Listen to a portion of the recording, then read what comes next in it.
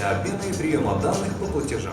В рамках IT-форума «Цифровые инструменты для эффективного сотрудничества» собрались отечественные компании в области информационных технологий. Участники обсудили важные вопросы цифровизации, оптимизации рабочих процессов и повышению продуктивности в различных секторах экономики Кыргызстана.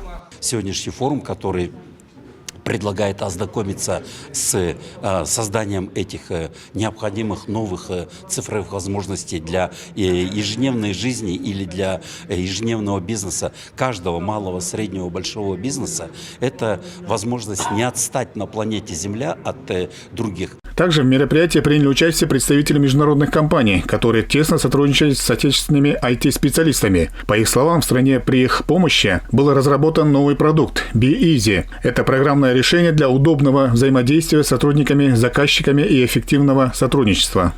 Цель нашего IT-форума – показать, что кыргызские специалисты в IT-специалисты могут производить продукцию в Кыргызстане и выводить эту продукцию за рубеж.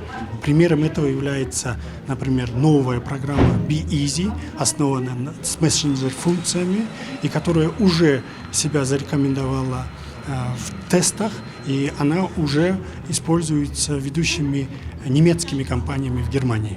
Одна из успешных компаний, которая сегодня отмечает 15-летний юбилей, вот уже много лет разрабатывает программные продукты для иностранных представителей, а также государственных структур.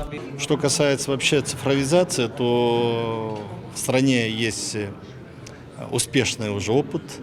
Мы в этом идем.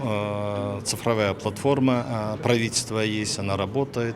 Сейчас очень многие услуги наши граждане получают в онлайн-режиме, да? В этом отношении я думаю, что мы, если не опережаем, то не отстаем от региона. Это очень важно.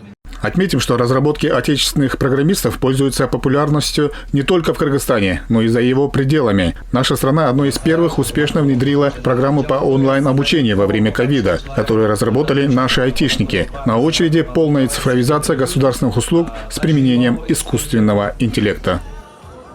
Эрмек Куренкеев, Мирлан Джанбеков, ЛТР Бишкек.